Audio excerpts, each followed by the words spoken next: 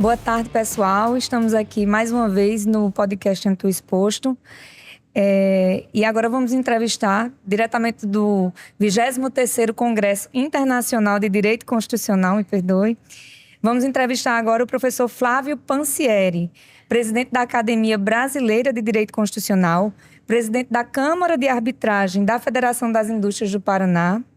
O professor também é professor da PUC Paraná, e a obra mais recente do professor é uma breve história do constitucionalismo democrático, na revista eletrônica Academia Brasileira de Direito Constitucional. Professor Flávio, é um prazer recebê-lo aqui no nosso podcast. Muito obrigado em ter aceito esse convite. Muito obrigado, minha xará Flávia, Janaína e Eduardo. Obrigado pela oportunidade de estarmos aqui para discutir aí um tema tão picante que é a fórmula da intolerância. Um tema que comecei a pensar nele, vou confessar a vocês, passando de avião aqui por cima de Recife, quando eu voltando de uma palestra no Ceará, um assessor na época meu, quando eu estava no TSE ainda, disse assim: por que você não escreve um livro sobre tolerância? Isso era meados de 2019 e de lá para cá nós viemos trabalhando num texto que teve aí quase 15 versões para chegar nesse texto que tem uma fórmula da intolerância, uma fórmula da tolerância e algumas preocupações no meio muito importantes, em especial com o controle discursivo. Então, professor, já que o senhor tocou no tema e falou até da origem, né, do momento em que surgiu essa ideia, qual a fórmula? Nos fale um pouco aí sobre essa fórmula. Todos os intolerantes têm 3 características irreprimíveis, Eduardo. Primeiro, a crença num valor supremo. Sim. Todo intolerante escolhe uma bandeira, uma causa, um ideal para dizer que aquilo é a fonte fundamental da verdade. Da mesma forma, todas as rupturas democráticas aconteceram. Isso. Um valor era superior a todos os demais e até mesmo a democracia poderia sucumbir face à garantia daquele valor. A segunda característica muito importante que todo intolerante tem é a crença numa exclusividade interpretativa. Já ouviu falar em lugar de fala? Que tem um time agora atualmente falando sobre isso. Tem até umas pessoas que escrevem sobre isso. Essa ideia de uma exclusividade interpretativa de um determinado grupo ou segmento é a expressão maior de quem não compreende o outro como igual e não reconhece a possibilidade do outro, mesmo pensando diferente, de ler aquele tema de uma outra forma. Como eles não têm capacidade para defender seus argumentos num debate franco e livre, eles, na realidade, pretendem o silenciar do outro para isso. Humberto Eco tem uma fala muito legal sobre esse tema, que ele afirma, efetivamente, que o discurso, por exemplo, do politicamente correto, que era uma estrutura para acabar com os processos de discriminação, de desconstrução do outro no mundo todo, foi utilizado e tem sido utilizado nos últimos anos como instrumentos de silenciamento. Então, quem não está com o discurso alinhado com aquela maioria mais barulhenta, será calado no Estado, seja ele no Brasil ou em outros países, através dos haters, através de uma série de instrumentos que foram legitimados por uma lógica sistêmica equivocada, que somente determinados grupos podem falar sobre aquilo. Eu não estou dizendo que, obviamente, por exemplo, a vítima de um crime não esteja apta a falar sobre aquilo. Mas quem estuda aquilo há anos, há décadas, também pode estar habilitado, falando de um outro ângulo, sobre uma outra perspectiva. No Brasil, infelizmente, nós utilizamos esse espaço de lugar de fala como uma espécie de exclusividade interpretativa, exclusividade argumentativa, que pretende calar os que pensam diferente. Este é o ponto. O terceiro ponto fundamental é uma crença numa superioridade cognitiva. Todo intolerante, seja ele, não importa a origem ideológica dele. Não importa a cor. Não importa a cor. Todos os intolerantes acreditam efetivamente que possuem uma superioridade cognitiva, portanto a massa precisa deles para se libertar do julgo. Só não perguntam para a massa o que ela precisa. Este é o problema. Então essas são as 3 características irreprimíveis de todo intolerante. A primeira delas, a crença no valor supremo. Sim. A segunda, a crença em uma exclusividade interpretativa para fatos e momentos históricos. E a terceira, uma superioridade cognitiva.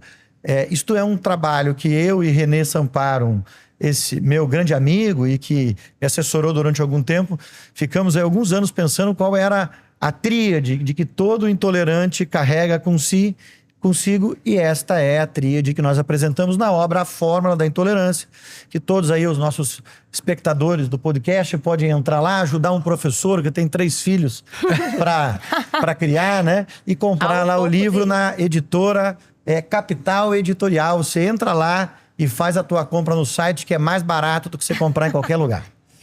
Professor, muito bacana. E a forma está posta.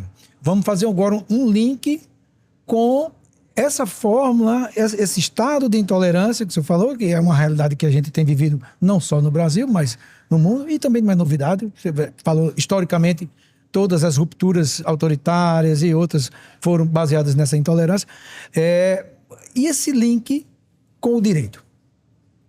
Onde o direito entra para regular ou reprimir ou regular. Muito bem. Posso Claro. comentar um pouco Vamos essa lá, Ju. pergunta?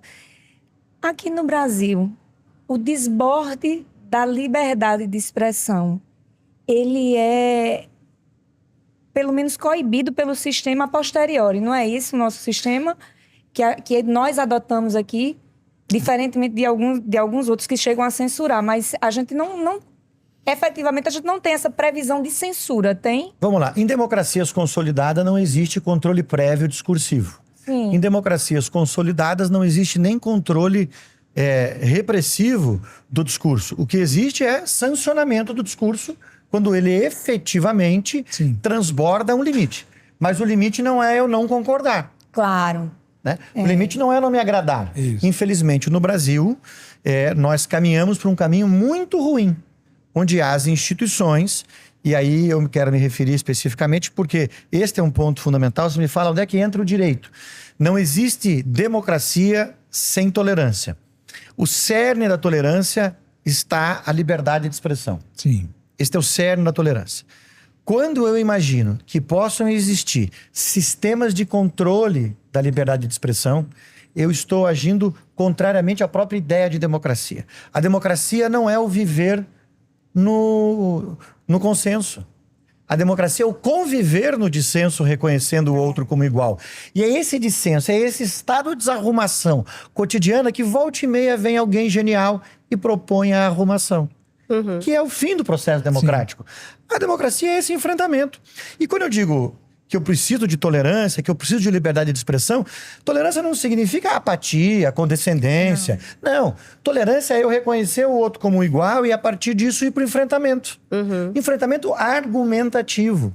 O que eu não posso imaginar, como, por exemplo, o nosso país está muito na moda agora, falarmos de um projeto de lei que está morto, porque jamais vai passar na Câmara dos Deputados, que é o famoso projeto de lei de controle das redes sociais. Sim. Eu queria que as pessoas que estão discutindo esse tema fossem ler o projeto.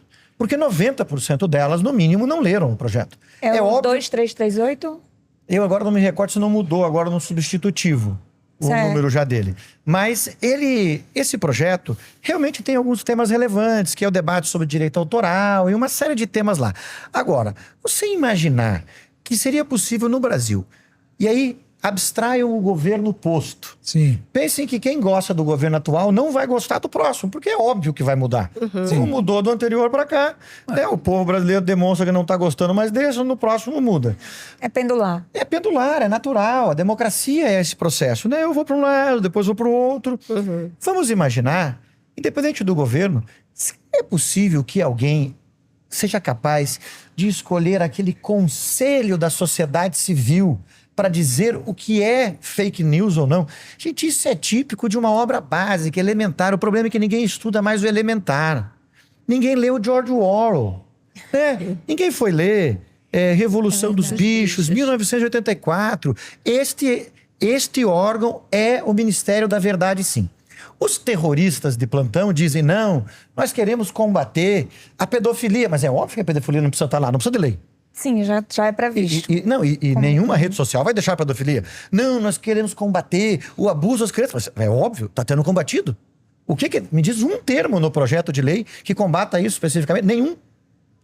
O que esse grupo hoje não percebe, que defende esse projeto de lei, é que eu conferirei a um grupo sem controle democrático, porque, veja, o presidente de plantão vai nomear. Então você já fica imaginando quem vai ser nomeado pelo atual governo. Mas vamos imaginar que era o governo passado. Quem é que ele ia nomear para dizer quem eram os Verdade. Os censuradores. Porque a pergunta é, quem controlará o controlador?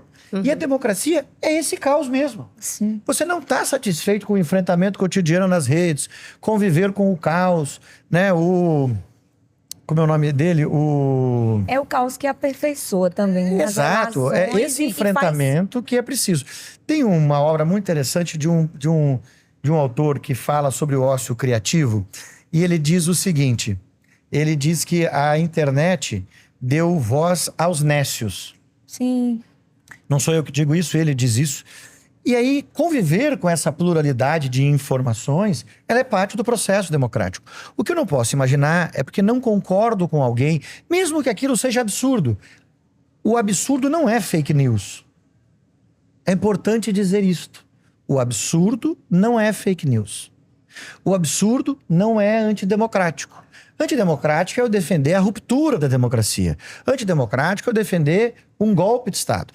Agora, criticar políticas públicas é antidemocrático? É óbvio que não. Quero citar aqui o caso mais polêmico do Brasil, que é impressionante. Eu fiz uma postagem com o primeiro vídeo que esse rapaz, um senador de Minas Gerais, eu nem conheço ele, não sei quem é, nunca encontrei, mas ele fez um vídeo muito polêmico há algum tempo sobre, supostamente, a tributação do Pix. Acho que era isto, Matos. Sim. Não é? E aquilo foi a maior visualização da história do Brasil nas redes sociais. Eu fiz um vídeo por aquilo também, viralizei nas redes sociais, tive lá 300 mil visualizações no vídeo que eu fiz. E eu nem imaginava que aquilo, porque eu vi todo mundo falando, vou falar sobre isso aqui, porque eu fui ver o vídeo dele. O vídeo dele não tem nenhuma desinformação, nenhuma inverdade. Tem uma crítica dura a uma política pública. Isto é fake news? Não. Agora ele fez outro agora, que me parece que ele errou a mão completamente. Esse outro vídeo eu não gostei. Eu acho que, inclusive, ali, se bobear, responde civil e criminalmente, se bobear. Nesse outro, tem que tirar da internet? Se tiver ofendendo a honra de alguém, o juiz vai mandar retirar da internet. E por que eu confio no juiz e não confio nesse conselho? Porque o juiz será o aleatório. É. E a democracia pressupõe o aleatório, pressupõe o não escolhido.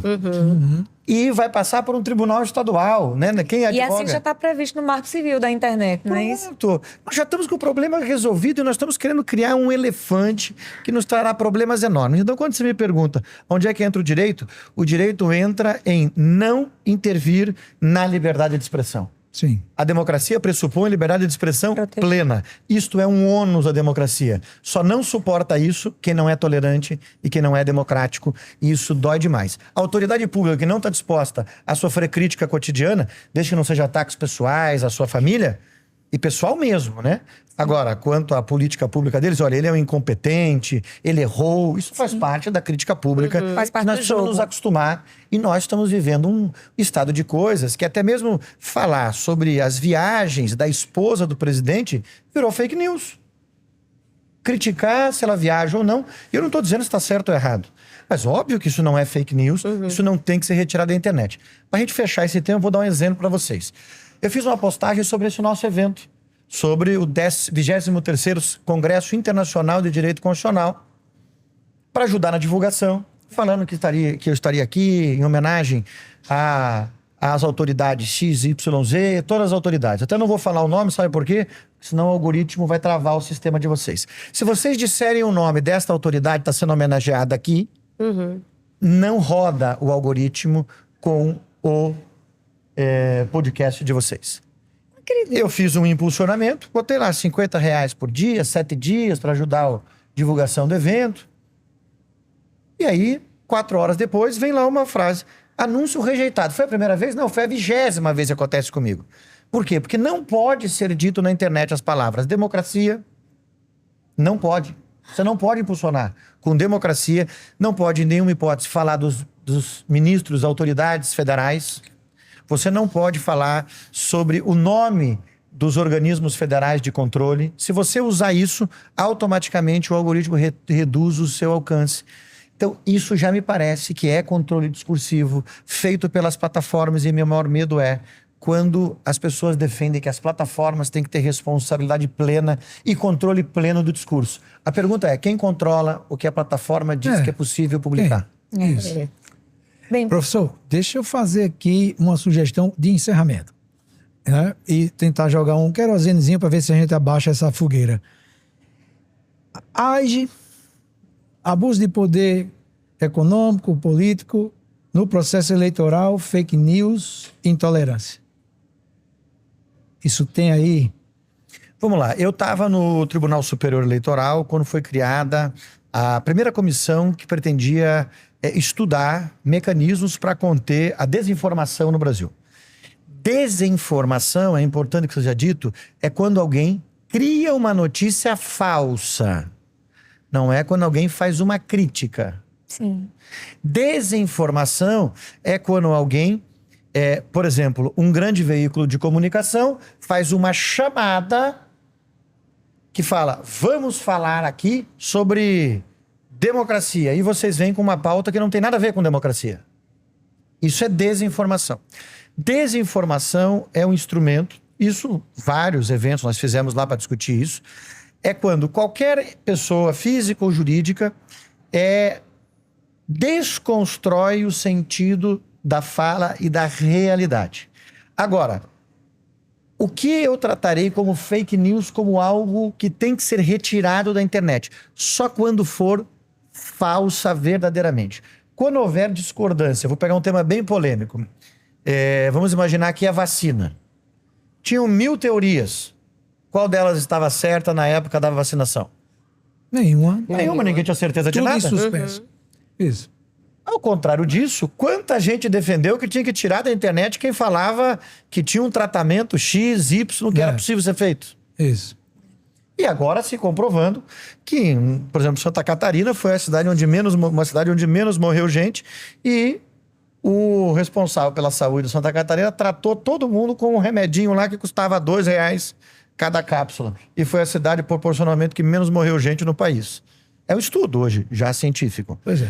Ou seja, qual é o limite disso? Então, me parece que nós temos que nos preocupar com isso, mas eu vou lhe dizer de verdade, para quem viveu isso, para quem advoga também no eleitoral, quanto menos justiça eleitoral, mais democracia. Quanto menos resoluções do Tribunal Superior Eleitoral, mais democracia. Nós precisamos deixar que o enfrentamento público traga luz aos temas. E, lógico, reprimir aquilo que for falso verdadeiramente, que forem ataques desonestos a candidatos, mas nós não podemos conter essa característica fundamental, né, da democracia, que é esse estado de enfrentamento. Essa frase que eu disse há pouco, né, do Rubens Braga, que diz que a democracia traz tanta poeira que volta e meia alguém opta pela arrumação. Nós precisamos entender que a democracia é o conviver à desarrumação. Nós precisamos compreender que nós viveremos nesse enfrentamento constante. Ora lá, ora cá. Aqueles que são os acadêmicos que estão assistindo esse podcast. Então, eu queria, no encerramento, lembrar assim, a única coisa que eu espero das palestras que eu dou é que os meus alunos, e na graduação, no mestrado, doutorado, é que eles sejam juristas e não militantes. Eu não aguento mais o militante, que o militante é sempre um intolerante. É um intolerante. O militante é um sujeito insuportável, Os né? três Seja lá pilares. militante, eu não estou dizendo nem partidário, estou dizendo militante de qualquer causa. O cara gosta de copo preto, ele vai ser um chato. Porque ele não basta gostar do copo preto, ele quer que ninguém mais tenha copo de outra cor. Sinônimo de intolerante. Ele é um intolerante, né? O cara gosta de cachorro, então é só cachorro, não pode ter gato, ele gosta de gato. Então não seja um militante, seja um jurista. Juristas podem ter causas? Claro. Mas o jurista percebe a possibilidade do enfrentamento, do outro ter um argumento que, na pior das hipóteses, faça com que você melhore a defesa do seu ponto de vista. Isso. Essa compreensão do outro como um igual, e assim, acho que caminhamos aqui para o encerramento, me parece que ela é essencial. Ser tolerante é acreditar na pluralidade de valores, é acreditar não numa exclusividade interpretativa, mas que a democracia se constrói a partir de um processo dialógico e, por fim, ao invés da superioridade cognitiva, a compreensão e o reconhecimento de toda a coletividade como atores na construção dos argumentos válidos da sociedade. Parece que este é o grande elemento e é isso que está faltando. Nós precisamos um pouquinho de paz nesse país. E a paz não é a ausência de enfrentamento. Não. A paz é nós compreendermos que o outro pode ter sua verdade. E nós não o calaremos, salvo quando esse atentar contra a democracia. Mas tem que ser atentado de verdade. Perfeito. Perfeito. Professor, muitíssimo obrigado pela sua participação aqui no nosso podcast. Foi excelente, trouxe muitas reflexões a respeito da tolerância e nós agradecemos. Para vocês, eu espero que vocês tenham gostado do nosso conteúdo. Se inscrevam e apertem o sininho.